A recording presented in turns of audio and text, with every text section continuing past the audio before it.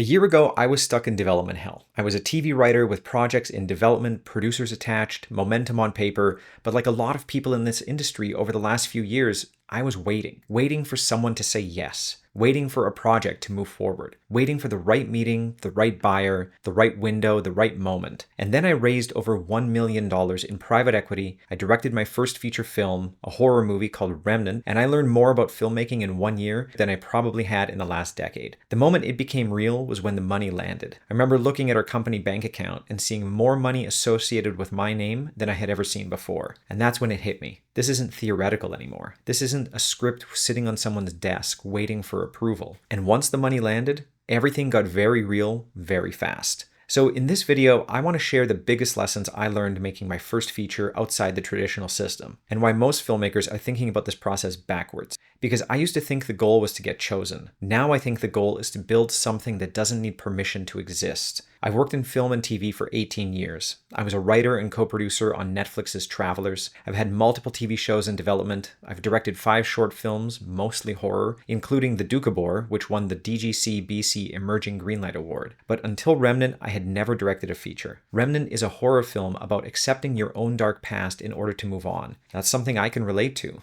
I think a lot of people can. But we package that theme inside a big, fun, horror thrill ride that's meant to be seen on a big screen by audiences around the world. We raised over $1 million in private equity. The total budget was over $1.5 million. We shot in February 2026. We're now in post-production, heading towards festivals and aiming for release in early 2027. And we did it with no soft money. We were rejected by Telefilm 3 times, rejected by Creative BC twice. And at a certain point, I had to accept that if this movie was going to happen, it wasn't going to happen because some institution finally gave us permission. It was going to happen because we found another way. So here are the biggest lessons I learned. Lesson 1.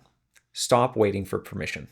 Before Remnant, I was waiting for someone in Hollywood to say yes. And the frustrating thing about this business is that even when one person says yes, you still need another 99 yeses before it's actually moving forward.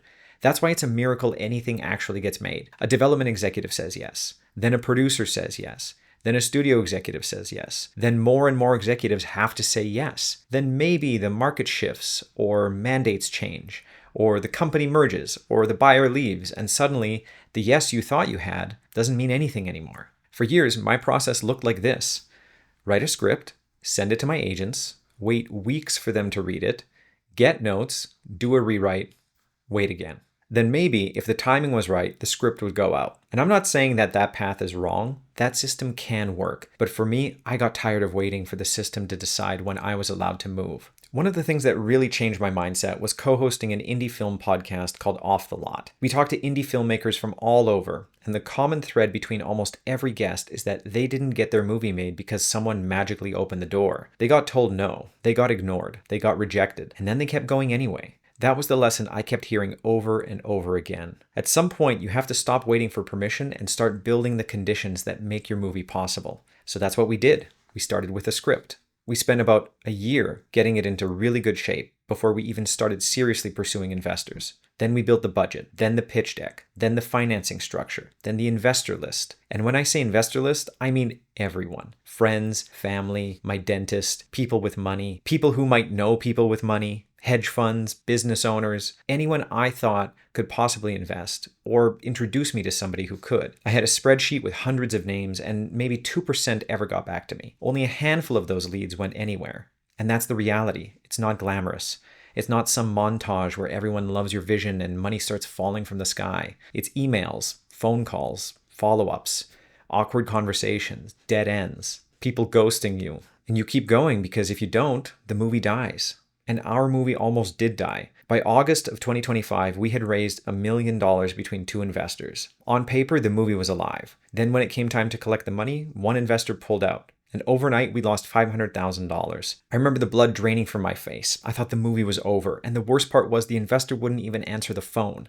That's the part of independent filmmaking people don't talk about enough. It's not just making a movie. It's holding the entire thing together while it's trying to fall apart. Our other investors stayed committed, and they basically said, we will find a way. So we spent the next few months doing exactly that. We reduced the budget, we reworked the plan, I kept searching for more money, and eventually We got the movie back on track. But that was the moment where Remnant almost disappeared instantly. And that taught me something important. Raising money isn't one finish line. It's a series of cliffs. You raise the money, then you collect the money, then you protect the money. Then you have to make the movie for the money you actually have, not the money you hoped you had. Waiting for permission is fragile.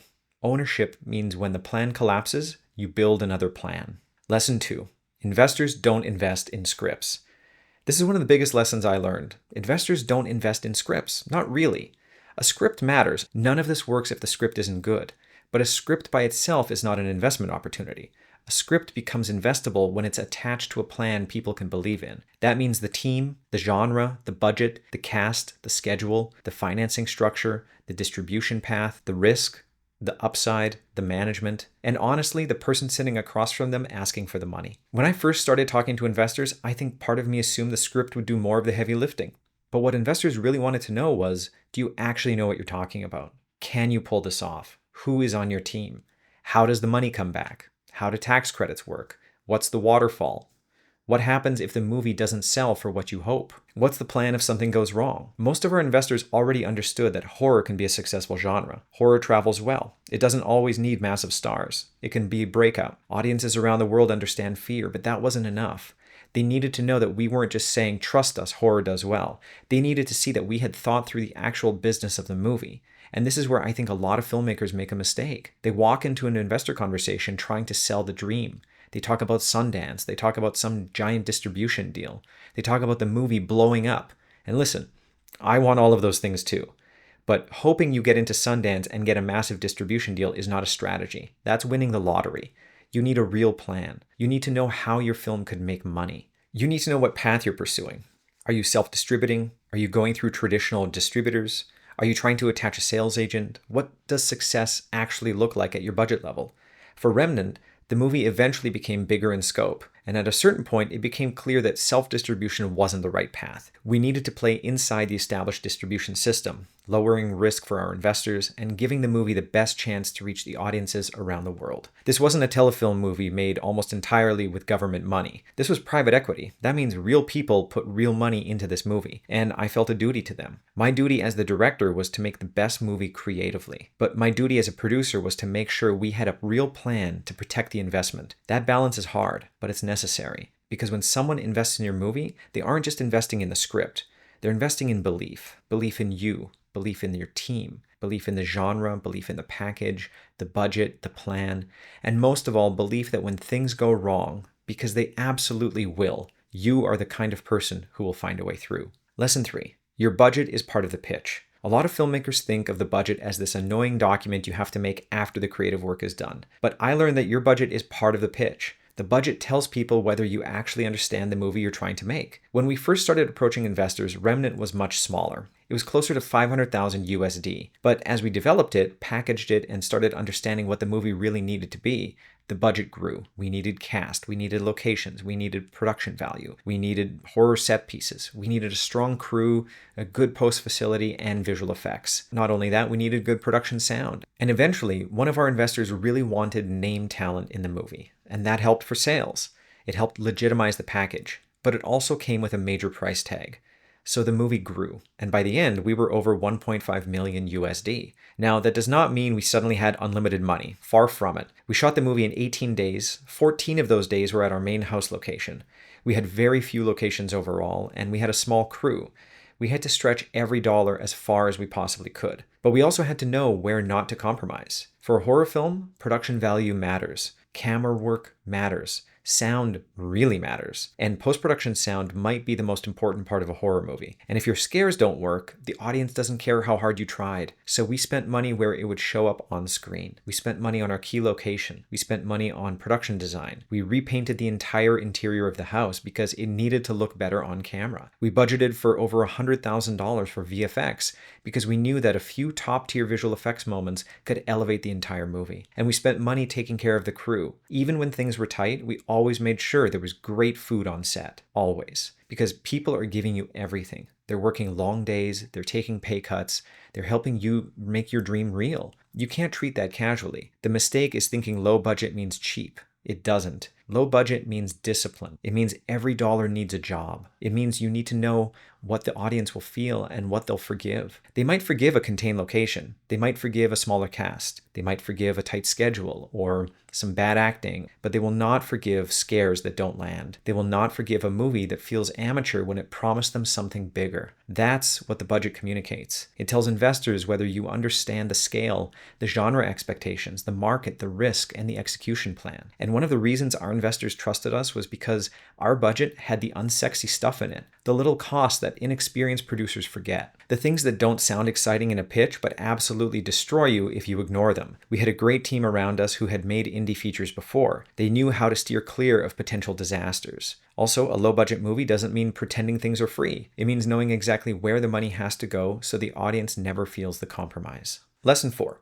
Experience matters, but leverage matters more. My 18 years in the industry mattered. I had been on sets, I had worked in writers' rooms, I had been around producers, I had watched directors. I had seen the process from different angles, as a writer, a producer, a director, and sometimes just a fly on the wall. It meant I had a sense of what was coming. And even though Remnant was different from the bigger studio projects I'd been around, the process was still the process. Prep is prep, production is production, post is post. Problems are problems. So I could anticipate some of the obstacles, but experience by itself didn't make the movie happen. Leverage did. And leverage came from relationships. Because I had spent 18 years in the industry, I had an amazing group of friends and colleagues who were at the top of their game. So when we asked people to come join us for this intense 18-day indie horror shoot, a lot of them said yes. And I was very, very lucky. I basically had department heads from a $30 million studio feature working on my little indie movie. They took major pay cuts.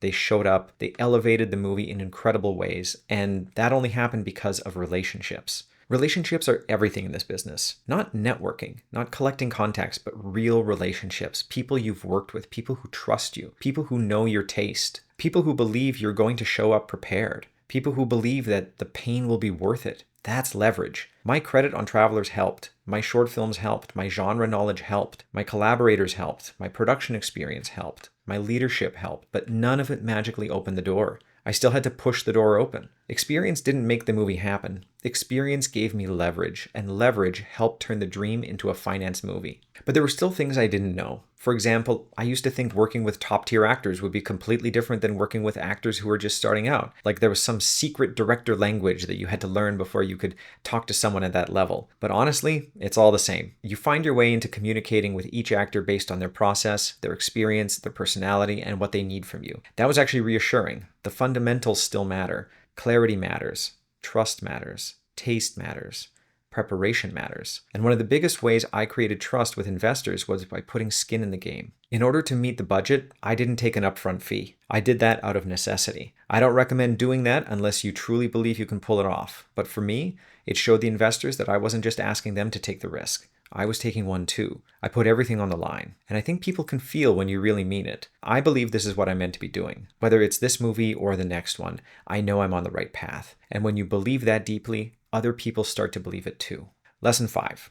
Think like a film founder. This is the biggest shift I went through. I stopped thinking of myself as someone trying to get a movie made. I stopped thinking of myself as just a writer or just a director or even just a producer. I started thinking of myself as someone building the machine that can make movies. That's what I mean by film founder. If you want to make it in today's film industry, I think you have to start thinking like a founder, not just an artist waiting for someone to say yes. You need a foundation. You need a company. You need a team. You need a plan. You need to knock on every door. You need to understand the creative side and the business side. You need to understand writing and packaging, fundraising, budgeting, producing, directing, leadership, audience building, distribution, and entrepreneurship. And I know that sounds like a lot. It is a lot, but I think that's the job now. The old mindset is I write the script, someone discovers it, someone buys it, someone gives me permission, and then I get to make my movie. The new mindset is I write the script, I understand what it is, I build the package, I build the team, I build the plan, I find the money, I create momentum,